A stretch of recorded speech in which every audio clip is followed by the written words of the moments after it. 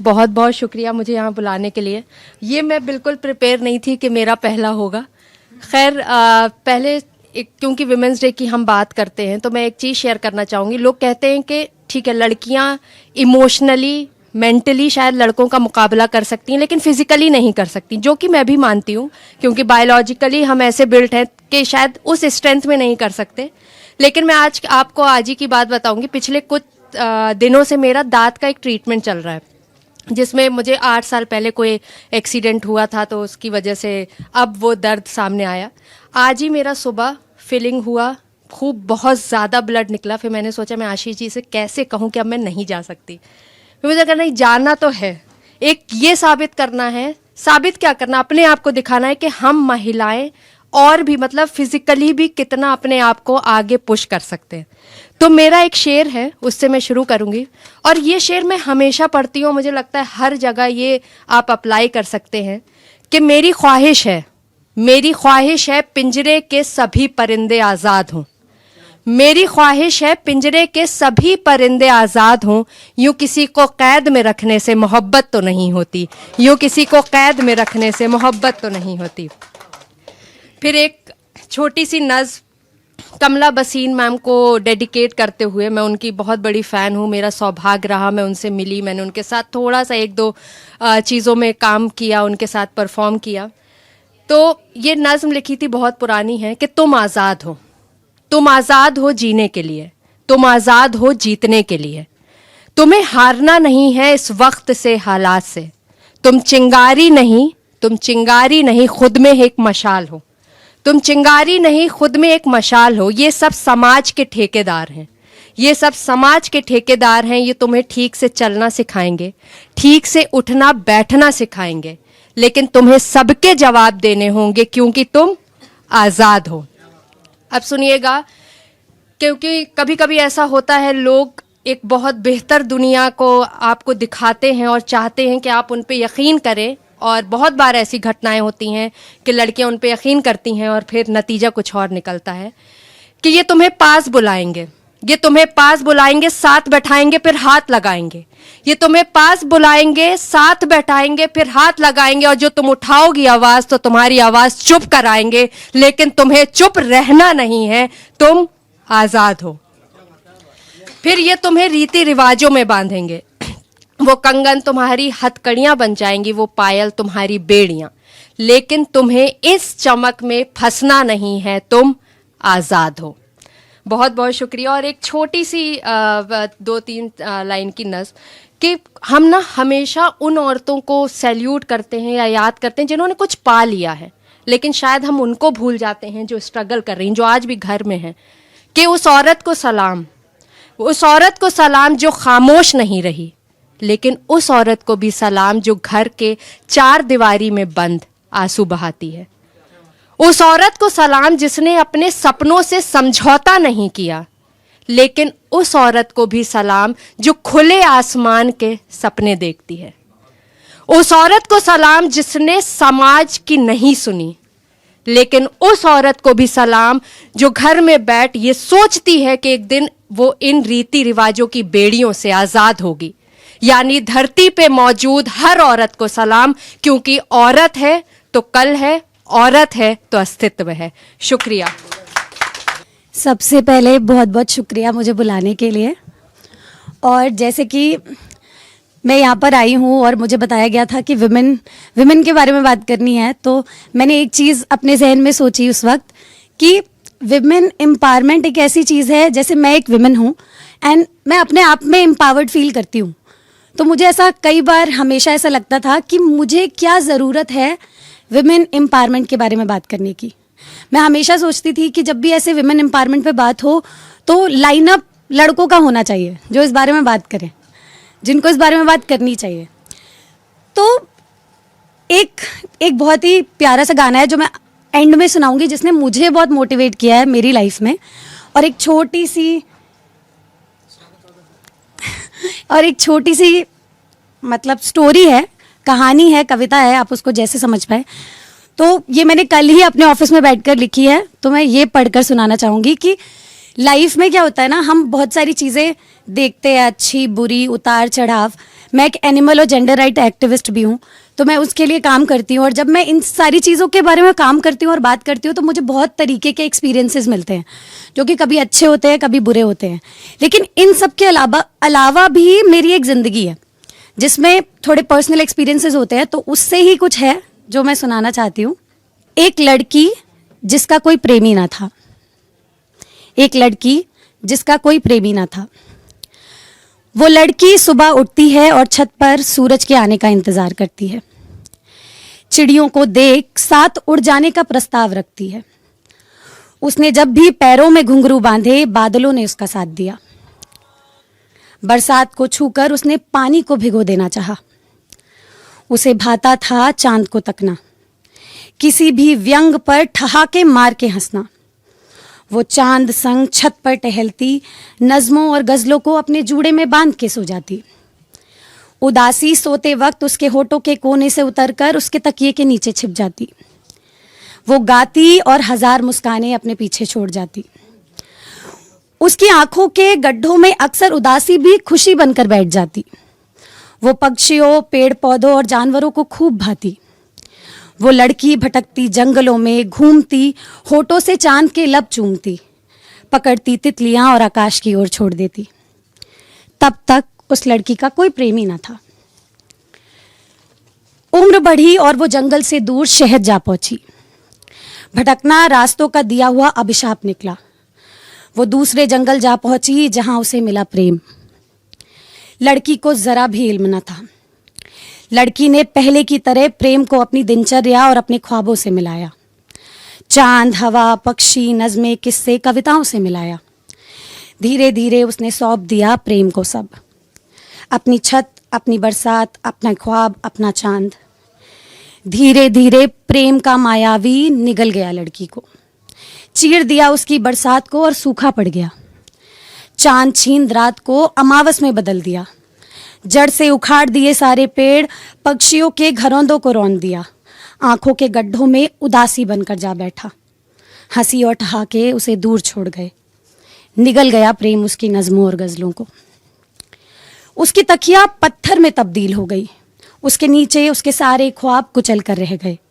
मर गई लड़की प्रेम में कूदकर। कई बरस तक उसकी लाश प्रेम के दरिया में तैरती रही। एक दिन लड़की की लाश प्रेम के मायावी दरिया में डूब गई। इस कहानी के अंत तक लड़की का कोई प्रेमी ना था। तो ये एक छोटी सी स्टोरी थी। और एक बार ऐसा होता है ना, जब हम प्रेम के बारे में बात करते हैं, तो मैं प्रेम के बारे में बात करूंगी। मुझे ऐसा लगता है जो एक स्त्री होती है ना, सबसे ज्यादा प्रेम उनके अंदर होता है। बचपन से कहते हैं, मैं अपनी माँ के लिए कहती हूँ कि मुझे दुनिया में कोई कितना भी प्रेम कर ले, लेकिन मेरी माँ का प्रेम हमेशा उससे 9 महीने ज्यादा होगा। कुछ भी हो, मेरी माँ ने मुझे उनसे भी 9 महीने ज्यादा प्रेम किया है। तो एक खत मैंने लिखा था किसी को और अपनी माँ को बताया था। तो उनके बीच में और मेरे बीच में जो बात हुई थी उसके बारे में है ये। माँ कहती है कि मर्दों में ताकत नहीं होती हम जैसा इश्क करने की। वो सब कुछ लुटाकर इश्क नहीं करते हम लड़कियों की तरह। और मेरा दिल दिमाग एक सुर में बस ये कहता कि उन्हें कुछ नहीं करना है, बस मेरे सिर के लिए अपना कंधा देना है, बाकी मैं सब संभाल लूंगी। और ये कहकर इतराती हुई मैं ये प्रमाण दे देती कि हाँ, मैं ज्यादा प्रेम करती हूं और ज्यादा जिम्मेदार हूं। लेकिन तुम हमेशा इसे गलत साबित करते आए हो। पिछले दिनों जब मैं कमजोर पड़ी तो तुम मुझे अपने पास सुला तो नहीं पाए, लेकिन घंटों फोन पे रहते थे और तुम्हारी सांसों की लोरियों में मैं सो जाती थी। एक इंसान जो छोटी सी बातचीत से ये समझ जाए कि घर में माहौल थोड़ा गर्म है, उसे शब्दों के सहारे की जरूरत कम ही पड़ती है। मंजर अच्छा लगता मुझे, तुम अपने बिस्तर पे लेटे और मैं अपने, दोनों की बातें कुछ यूं चलती रहती मानो आमने सामने हो। पता है, बिस्तर में सर की तरफ एक खिड़की है मेरे, अक्सर वहां बयारें चलती रहती हैं और लगता है जैसे तुम अपनी उंगलियों से मेरे चेहरे पर आती लटें हटा रहे हो। मैं महसूस कर पाती हूँ तुम्हें तुम्हारी नामौजूदगी में भी। तुमने पास ना होकर भी पास होने का हमेशा एहसास दिलाया है और ये शायद मुझे तुम्हारे और करीब ले आता है। मैं माँ को तुम्हारे बारे में बताना चाहती हूँ, लेकिन मैं माँ से क्या कहूँगी, इसलिए मैं खुद को तुम्हारी ही कह पाती हूँ। उसके बाद का तुम कभी तय कर पाओ तो बता देना। राह पे कांटे बिखरे मगर उन पे तो फिर भी चलना ही है। सांझ छिपा ले सूरज अगर, रात को एक दिन ढलना ही है। रुत ये टल जाएगी, हिम्मत रंग लाएगी, सुबह फिर आएगी हो। ये हौसला कैसे झुके, ये आरज़ू कैसे रुके। मंजिल मुश्किल तो क्या, धुंधला साहिल तो क्या, तन्हा ये दिल तो क्या हो। ये हौसला कैसे झुके। Thank you so much.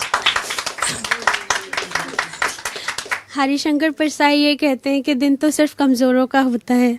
तो हम एक सवाल के साथ खड़े हो जाते हैं कि क्या वाकई ऐसा है? मनाते तो हम बर्थडेज भी हैं, बर्थडे भी किसी को स्पेशल फील कराने के लिए मनाया जाता है। वहीं जब मृग तृष्णा ये कहती हैं कि सबसे पहले एक अनपढ़ स्त्री कुछ घटना घटने पर पढ़ी लिखी का चेहरा देखती है, तो हम फिर सोच में पड़ जाते हैं कि वाकई ऐसा है, क्योंकि वो अगली ही लाइन में लिखती हैं कि एक पढ़ी लिखी स्त्री आराम चाहती है, कमर टिकाने की जगह देखना चाहती है। तो जब मैं यहाँ आई हूँ तो मेरे मन में तो हमेशा ही सवाल रहते हैं, मेरी पर्सनैलिटी ऐसी है उलझी सी। पर आज आप सभी के लिए मैं पढ़ना चाहती हूँ किश्वर नाहिद जी की ये पोयम है। ये हम गुनहगार औरतें हैं, ये हम गुनहगार औरतें हैं जो अहले जुब्बा की तकमन्नत से न रौब खाएं, न जान बेचें, न सर झुकाएं, न हाथ जोड़ें। ये हम गुनहगार औरतें हैं कि ताकुब में रात भी आए तो ये आंखें नहीं बुझेंगी, कि अब जो दीवार गिर चुकी है उसे उठाने की जिद न करना।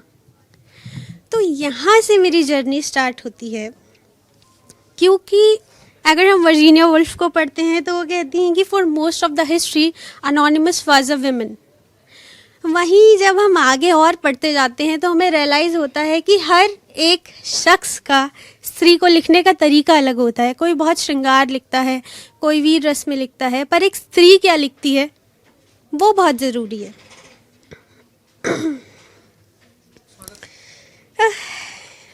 होना था यूं कि एक दिन जिंदगी ये हंसती आंखें देखती और चूम लेती माथा, और मुझे जिंदगी और प्रेम प्राय होते। हुआ यूं कि मेरे चेहरे पर धुंध जम गई, बादल के फाय को ज्यों ही मुख से लगाया रो पड़ी यक्षिणी। मेरे हाथ से छूटा बादल बना मेघदूत, और यूं धुंधलाए रहे प्रतिबिंब सभी। परछाई मेरी हड्डियों से विमुख रही, रास में नृत्य करती बेसुध गोपिका वाले इस देश में मैं बनी एक मध्यम वर्गीय लड़की, जिसे वर्जित रहे दैहिक सुख, उच्च शिक्षा के बचाए रखना था बदन और मन। पवित्रता की पराकाष्ठा हुआ मेरा अछूतापन। अधरों में कोलतार भर जबरन लगाई गई एक मुस्कान, फिर सामाजिक धूप में पिघलते बातों के माखन को चखने का दिया काम। क्षुधा होती है भूख, क्षुधा का क्रंदन सुन फट गई कानों की ढपली।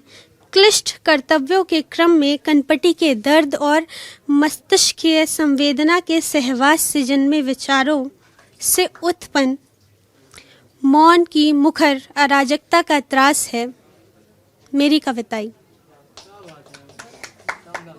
मैंने दिए से नहीं पारा काजल, कालिक घिस घिस के सीखे लिखने अक्षर।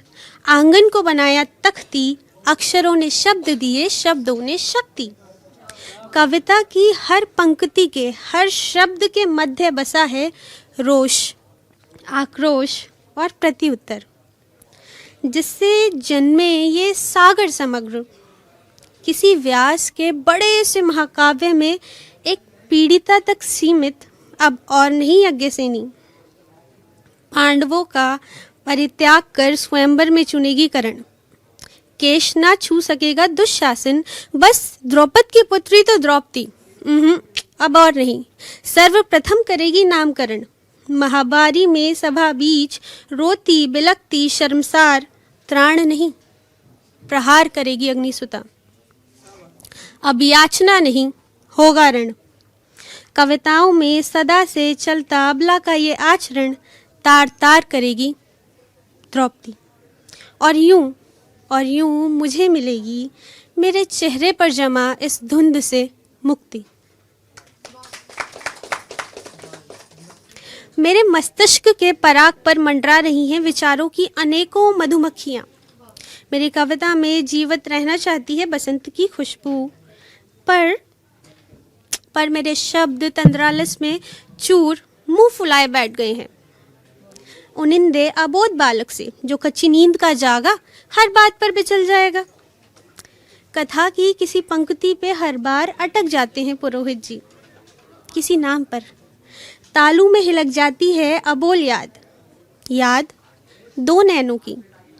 हाँ जानती हूँ हृदय की नोक पर आप रक्त रंजित है चाकू, अपनी ही घिसाई बनती है धार। आप सुंदरता पर गिरे जाते हैं, कुंदन की आंख में फंसी खिर्च है अलाव के खाब।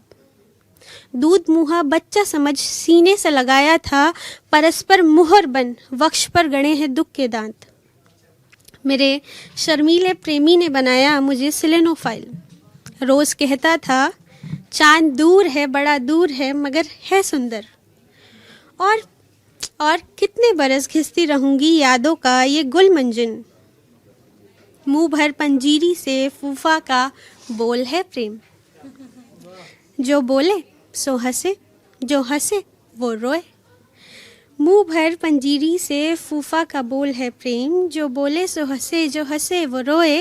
और मन का फेर के साधु भया न कोई। और हाँ, जिनसे ना बोला गया उनको लगा बन के ठसका। आज नहीं तो कल, कल नहीं तो परसों, यूं ही बीतेंगे दिन, वर्षों में लगेगी बरसों। प्रेयस की याद में गिरते आंसू खिल उठते हैं बनकर नन्हे हर श्रृंगार। सोचा था धनक से तोड़ डालेंगे, पर दिल का जो दर्द है, हाँ दर्द व कसक ही है प्यार। एक इत्र को कब तक ढूंढे ये मृग, बैठ जाएगा खुद में सिमट कर थक कर। किस ऊब से उकता कर बनी थी ये दुनिया, किस ऊब से उकता कर बनी थी ये दुनिया, कि हर बंदे के जहन में डाल दिए हैं सर्कस। खुद ही गुल है, बुलबुल है, सयाद भी है। कैसे समझोगे तुम मेरी कविता के मतलब। हेलो एवरीवन, मेरा नाम प्रगति रावतकर है। मैं ग्वालियर से हूँ। मैं एक डिजिटल मार्केटिंग एक्सपर्ट हूँ गाज़ियाबाद में, और वैसे मैं डिग्री वाइज बी फार्मा करी हुई हूँ। And thank you for giving me this stage. Obviously यहाँ के मुझे बहुत नर्वस फील हो रहा है, क्योंकि मैं ये फर्स्ट टाइम ऐसा स्टेज पा रही हूँ। सो एंड एक चीज़ के लिए पहले से मैं सॉरी बोल के चलूँगी कि मेरी ना पोएम पढ़ते पढ़ते आवाज़ तेज़ हो जाती है, कविता करते करते। आई डोंट नो कब हो जाती है, बट अगर ऐसा कुछ हो तो प्लीज़ उसको थोड़ा सा माइंड मत करिएगा। कि ऐसी वैसी ना समझो कि यूं ही बहल जाऊंगी, ऐसी वैसी ना समझो कि यूं ही बहल जाऊंगी। मेरी बातों को ज़रा गौर से सुनिएगा, मराठाओं की पुत्री हूँ, दो शब्दों में खेल जाऊंगी। कि एक छोटी सी मैं लड़की हूँ, कुछ सवाल लेकर आई हूँ। एक छोटी सी मैं लड़की हूँ, कुछ सवाल लेकर आई हूँ। आंखों में आंसू, दिल में बवाल लेकर आई हूँ। आप सभी का मौन साधना बस आज नहीं चाहिए। आखिर क्यों इतनी गलत होती हैं बेटियां, बस आज यही बताइए। हाँ, मैं ही वो निर्भया, मैं ही वो 2 साल की बच्ची हूँ, जो चीख चीख कर कहती है छोड़ दो मुझे, मैं उम्र से कच्ची हूँ। हाँ, हुआ था शोषण मेरा भी, मगर मैं खुद को मौत के घाट नहीं सुलाऊंगी। कि मैं कलयुग की द्रौपदी हूँ, लाज बचाने कृष्ण नहीं बुलाऊंगी। कि मैं कलयुग की द्रौपदी हूँ, लाज बचाने कृष्ण नहीं बुलाऊंगी, धारण कर मैं अस्त्र शस्त्र मैं खुद ब्रह्मास्त्र चलाऊंगी, और हनुमान जी की भक्त हूँ ये कहने से कतई नहीं घबराऊंगी।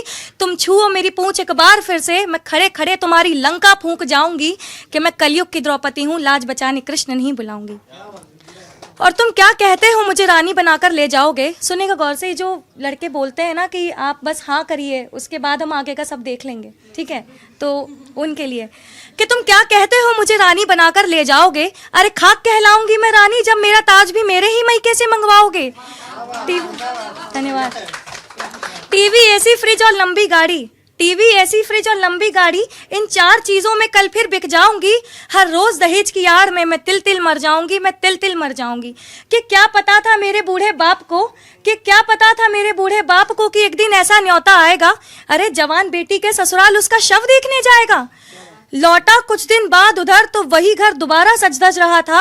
आखिर उसका विलायती दामाद 60,000 नगद में दूसरा ब्याह जो रच रहा था। अजी आप बताओ ना, अंधों की अदालत में भी कानून का खेल भी क्यों किया जा रहा है। अजी आप बताओ ना, अंधों की अदालत में कानून का खेल भी क्यों किया जा रहा है। जब सरेआम ही घुमाना है हमारे दरिंदों को, तो जेल का आदेश भी क्यों दिया जा रहा है।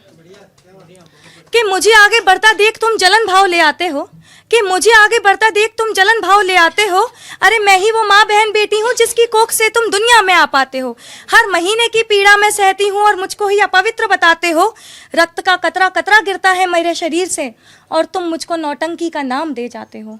कि चूल्हे की आग में जलकर मैं संपूर्ण परिवार चलाती हूँ, कि चूल्हे की आग में जलकर मैं संपूर्ण परिवार चलाती हूँ, फिर भी पता नहीं क्यों इतनी सस्ती हूँ। आजकल बाजारों में बिक जाती हूँ।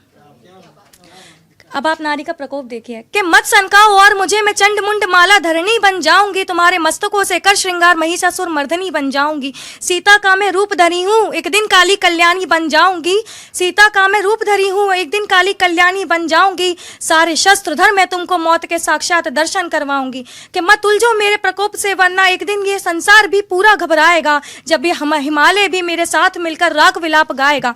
खत्म कर मैं सारी सृष्टि, मौत की नींद सो जाऊंगी। मत उलझो मेरे प्रकोप से, वरना मैं गंगा में भी रक्त का सैलाब ले आऊंगी। और ये मराठाओं की पुत्री आज आपसे एक बात कहकर जाएगी, कि ये मराठाओं की पुत्री आपसे आज एक बात कहकर जाएगी। देश बदल जाएगा मेरा जिस दिन हर लड़का वीर शिवाजी और हर लड़की महारानी लक्ष्मीबाई बन जाएगी। कि मेरे मुख पर अटल जी, ये मेरी कुछ लास्ट पंक्तियां हैं, कि मेरे मुख पर अटल जी और हृदय में भगत सिंह वास करते हैं।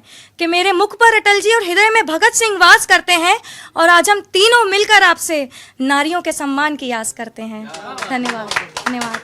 आज 2019 के बाद फिर यहाँ उपस्थित हूँ। बेहद शुक्रिया करती हूँ अमर उजाला के मंच का, इस मंच से संलग्न सभी वरिष्ठ अनुभवी लेखकों का, जिन्होंने मुझे आज यहाँ आमंत्रित किया, इस लायक मुझे समझा कि महिला दिवस पे मैं अपने कुछ विचार प्रस्तुत कर पाऊँ। और जैसा कि प्रदीप जी ने कहा कि तेरे माथे पे ये आंचल बहुत खूब है, लेकिन तेरे माथे पे ये आंचल बहुत खूब है, लेकिन तो इस आंचल से एक परचम बना लेती तो अच्छा था। बहुत ही विपरीत परिस्थितियों से जूझते हुए हर नारी अपने घर गृहस्थी से एक गलियाँ, कुछ हर घर गृहस्थी से एक गली को निहारती है, जहाँ पे उसे कुछ उम्मीद की किरण नज़र आती है, जहाँ वो अपने लिए कुछ जीना सीखती है, अपने लिए कुछ करना सीखती है। इसी भाव को ध्यान में रखते हुए मैंने अपने अनुभवों को भी समेटते हुए कविता लिखी थी। कविता का शीर्षक है चोट। वे औरतें जो घूंघट की ओट में खाप पालती हैं, वे औरतें जो घूंघट की ओट में खाप पालती हैं, रोशनदान और तंग गलियों से मुंह उघारे खुली सड़कें निहारती हैं। वे औरतें जो घूंघट की ओट में खाप पालती हैं, रोशनदान और तंग गलियों से मुंह उघारे खुली सड़कें निहारती हैं। औरतें जिनके बेखौफ ठहाके घर की दहलीज लांघते हैं, औरतें जिनकी बेखौफ ठहाके घर की दहलीज लांघती हैं, जो आंगन के दर्पण में अपना यौवन निहारती हैं। वे औरतें जो आंगन के दर्पण में अपना यौवन निहारती हैं। वे औरतें जो करती हैं प्रेम बेपरवाह और साफ गोई से, वे औरतें जो करती हैं प्रेम बेपरवाह और साफ गोई से, जो छली जाती हैं, छोड़ती जाती हैं, सहेजती हैं आंसू का हर एक कतरा, संचित करती है भीतर अथाह खारापन। वे औरतें जो अपने आंचल में चुनती हैं लांछन, वे औरतें जो अपने आंचल में चुनती हैं लांछन और टांग देती है बरामदे की धूप में, जो चमकीले लांछन उसके अस्तित्व को रोशन करते हैं। जो फूंकती है चूल्हा, वे औरतें जो फूंकती है चूल्हा, भर लेती है चिंगारी छाती में। वे औरतें जो फूंकती है चूल्हा, भर लेती है चिंगारी छाती में। जो पीठ की स्याह से रगों में भरती है स्याही, जो पीठ की स्याह से रगों में भरती है स्याही, जो हर रूढ़िवादी समाज की रीढ़ की हड्डी तोड़ती हैं, जो हर रूढ़िवादी समाज की रीढ़ की हड्डी तोड़ती हैं। वे औरतें लिखती हैं क्रांति, रचती है इतिहास। वे औरतें जो लिखती है क्रांति, रचती है इतिहास, गढ़ती हैं अमर कविताएं। वे औरतें स्वयं कविता कहलाती हैं, वे औरतें स्वयं कविता कहलाती हैं। शुक्रिया। तो वीर रस से ओतप्रोत सभी ने अपने विचार यहाँ साझा किए। यहाँ पे अब कुछ पंक्तियाँ प्रस्तुत करना चाहूँगी सौंदर्य को समर्पित।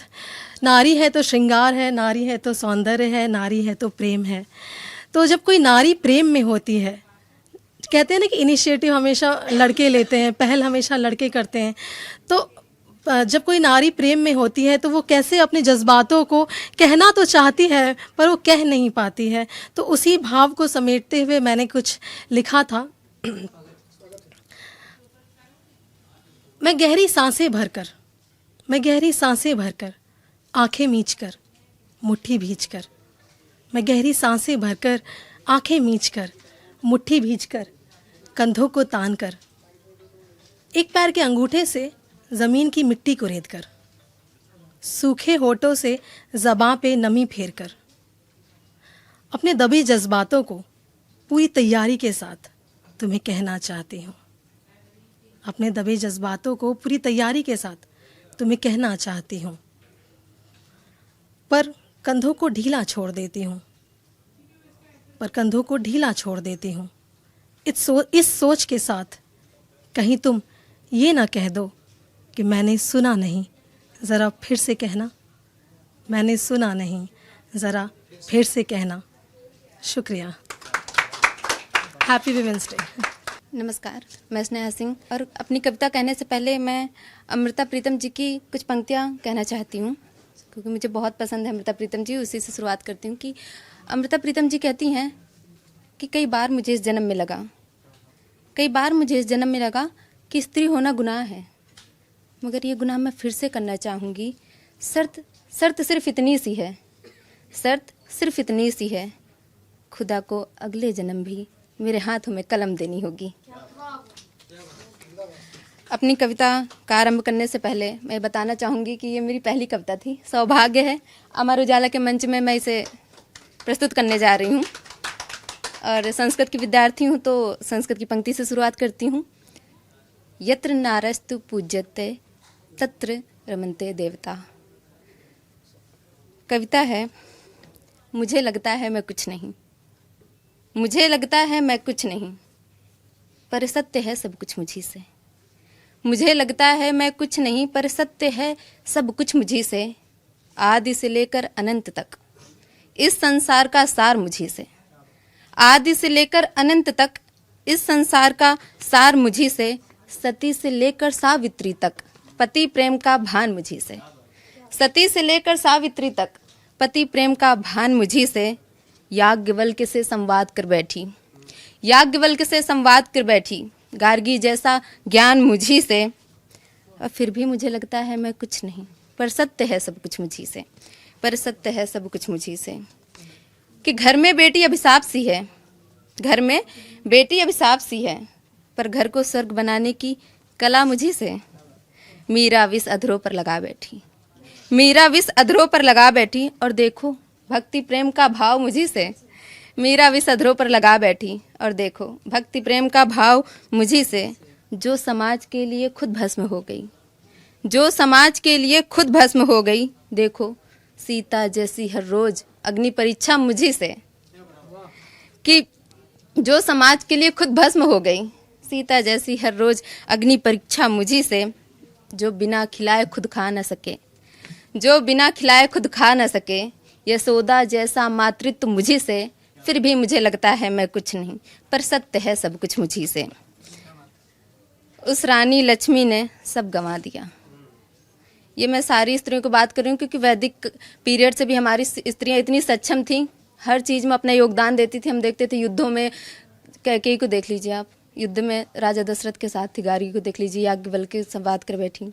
उसी के श्रृंखला में चलती आ रही हूँ कि आधुनिक युग में भी कितने हर क्षेत्र में स्त्रियाँ सबसे उत्तम काम कर रही हैं और भारत को एक नई दिशा पे लेकर जा रही। उसी से रिलेटेड आगे सुनिएगा। उस रानी लक्ष्मी ने सब गंवा दिया, स्वतंत्रता की मिसाल मुझी से।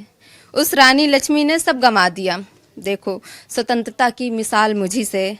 हरनाज ने, विश्व सुंदरी बनी है, हरनाज ने विश्व पटल पर साबित किया इस विश्व का सरताज मुझी से। पीटी ऊषा से लेकर पीवी सिंधु तक, पीटी ऊषा से लेकर पीवी सिंधु तक, ओलंपिक का स्वर्णिम इतिहास मुझी से। भले तुम अनदेखा कर दो, अलग बात है, भले तुम अनदेखा कर दो अलग बात, पर तुम्हारा भी किरदार मुझी से। फिर भी मुझे लगता है मैं कुछ नहीं, पर सत्य है सब कुछ मुझी से। अब आखिरी पंक्तियां मैं इससे कहना चाहूँगी, हमसे तुम हो जनाब, तुमसे हम नहीं। इसी के साथ एक चुनौती के रूप में मैंने लिखा था कि फिर भी अगर कलयुग में डर नहीं, फिर भी अगर कलयुग में डर नहीं तो त्रेता द्वापर युग याद करो।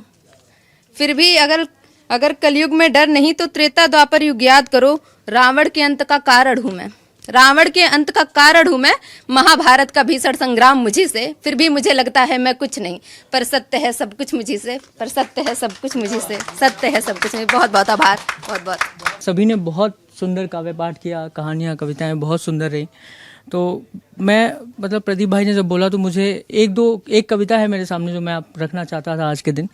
और उससे पहले एक दो शेर की। हम सोचे थे कैसी परियां होती हैं, हम सोचे थे कैसी परियां होती हैं, दूर देश में ऐसी परियां होती हैं। हम सोचे थे कैसी परियां होती हैं, दूर देश में ऐसी परियां होती हैं। एक लड़की जो ख्वाब में मेरे आती है, एक लड़की जो ख्वाब में मेरे आती है, असल में उसके जैसी परियां होती हैं। एक लड़की जो ख्वाब में मेरे आती है, असल में उसके जैसी परियां होती हैं। और महिलाओं की स्थिति पर जब बात की जाती है तो आज भी गांव में बहुत कुछ देखने को मिलता है। और अभी भारत बहुत आगे आ चुका है, लेकिन अभी भी बहुत कुछ बदलना बाकी है। जब भी हम अपने गांव जाते हैं तो बहुत कुछ ऐसा देखते हैं। कुछ पंक्तियां हैं कि देखा मैंने एक थी चिड़िया पिंजरे में, देखा मैंने एक थी चिड़िया पिंजरे में, अपने देश में ऐसी परियां होती हैं, अपने देश में ऐसी परियां होती हैं। और हाथ में चूड़ी पाँव में बेड़ी रहती है, हाथ में चूड़ी पाँव में बेड़ी रहती है। न जाने कैसी कैसी परियां होती हैं, न जाने कैसी कैसी परियां होती हैं। और एक कविता जिसको मैं विशेष रूप से आज के दिन जितने भी लोग यहाँ बैठे हैं या पूरे विश्व में जितनी भी महिलाएं हैं उनको मैं करता हूँ डेडिकेट की। हंसती हुई लड़कियाँ कविता का शीर्षक है, सुनिएगा कि हंसती हुई लड़कियाँ समाज तोड़ती हैं, समाज की रूढ़िवादी सोच की बेड़ियों को। हंसती हुई लड़कियाँ जिंदा रखती हैं मरती हुई संवेदनाओं को। हंसती हुई लड़कियां बढ़ाती हैं हवा में खुशी की मात्रा और जिंदा रहने की संभावनाओं को। हंसती हुई लड़कियां बढ़ाती हैं हवा में खुशी की मात्रा और जिंदा रहने की संभावनाओं को। हंसती हुई लड़कियां समाज सेवा करती हैं अपनी हंसी से। हंसती हुई लड़कियां समाज सेवा करती हैं अपनी हंसी से और तनाव कम करती हैं न जाने कितने चेहरों का। हंसती हुई लड़कियां हंसती हैं अपने सारे अरमानों के मर जाने के बाद भी। हंसती हुई लड़कियां हंसती हैं अपने सारे अरमानों के मर जाने के बाद भी। उन्हें झूठ पर यकीन करके हंसने की आदत होती है, उन्हें झूठ पर यकीन करके हंसने की आदत होती है। हंसती हुई लड़कियां कई बार चुभती हैं सभ्य समाज की आंखों को। हंसती हुई लड़कियां हंसती हैं ये जानते हुए भी कि उनका प्रेमी झूठ बोल रहा है। हंसती हुई लड़कियां हंसती हैं ये जानते हुए भी कि उनका प्रेमी झूठ बोल रहा है। हंसती हुई लड़कियां हंसते हुए जला देती हैं न जाने कितने ही ख्वाबों को। हंसती हुई लड़कियां जला देती हैं हंसते हुए न जाने कितने ही ख्वाबों को। हंसती हुई लड़कियां हंसते रहना चाहती हैं। हंसती हुई लड़कियां हंसते रहना चाहती हैं क्योंकि तमाम दुखों में भी यह हंसी जीने की प्रेरणा देती है। हंसती हुई लड़कियां हंसती रहनी चाहिए कि उनका हंसना ये प्रमाणित करता है कि अभी हम जिंदा और जिंदा दिल हैं।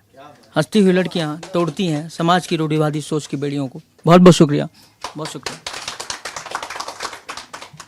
खैर, आप सभी को पहले तो बहुत बहुत महिला दिवस की बहुत बहुत शुभकामनाएं। और बहुत खूबसूरत पढ़ा आप सभी ने। बहुत कुछ कहने की ज़रूरत नहीं है, एक मुझे 4 पंक्तियाँ सीधे सीधे याद आती हैं। भैया का आदेश है तो मैं सुनाता हूँ कि क्यों बेटी को लेकर जग में इतनी सारी शंकाएं, जन्म पूर्व ही हो जाती क्यों इतनी निर्मम हत्याएं, जीने का अधिकार इन्हें दो, बदलो दोहरे मापदंड सब, राम विराजे सिंहासन पर निर्वासित क्यों सीताएं। और बाकी क्योंकि मैं गज़ल का विद्यार्थी हूँ, गज़ल की मैं बात करता हूँ और गज़ल इशारे में बात करती है, तो एक मतलब शेर यूं के करीने से सजा रखा है उसने, करीने से सजा रखा है उसने, मकान को घर बना रखा है उसने। करीने से सजा रखा है उसने, मकान को घर बना रखा है उसने। मैं कोई ऐसे तारे छू रहा हूँ, मैं कोई ऐसे तारे छू रहा हूँ, मुझे सर पर चढ़ा रखा है उसने। मैं कोई ऐसे तारे छू रहा हूँ, मुझे सर पर चढ़ा रखा है उसने। और जैसा कि मैम ने बात कही कि उन महिलाओं की बातें होती हैं जो कहीं पहुंच जाती हैं और जो अपने घरों में रह जाती हैं, उनकी बात नहीं हो पाती। ये सच है कि पुरुषों के साथ भी यही अप्लाई होता है। हमारी भी उन्हीं की बातें होती हैं जो कहीं पहुंच जाते हैं और जो दिन भर इसी ऑफिस में हम सैकड़ों भाई मजदूरी करके जब अपने अपने घर पहुंचते हैं तो भी हमें वही है कि रात बिस्तर पे मैं गिरते सोता नहीं मर जाता हूं वाला हाल होता है हमारे साथ भी। मैं कुछ पंक्तियां, एक कविता है बहुत पुरानी मेरी, वो मैं सभी के लिए, अपनी महिलाओं के, अपनी बहनों के लिए भी और अपने पुरुष भाइयों के लिए भी, कि अभी दर्द अपना किसी से न कहना, अभी दर्द अपना किसी से न कहना, कोई ना सुनेगा अभी तेरी बातें। अभी दर्द अपना किसी से न कहना, कोई ना सुनेगा अभी तेरी बातें। तू लक्ष्य अपना तय कर, ये अंबर विजय कर, फिर तेरे ही दिन हैं और तेरी ही रातें। तू लक्ष्य अपना तय कर, ये अंबर विजय कर, फिर तेरे ही दिन हैं और तेरी ही रातें। है माना बहुत ही तिरस्कृत तभी तू, है सबकी ही सुधियों से विस्मृत तभी तू। बनाने को पहचान लड़ना पड़ेगा, नया एक अध्याय गढ़ना पड़ेगा। दिखा दे सभी को है कुछ बात तुझ में, करेगा ये संसार फिर तेरी बातें। अभी दर्द अपना किसी से न कहना, कोई ना सुनेगा अभी तेरी बातें। बहुत शुक्रिया, बहुत बहुत।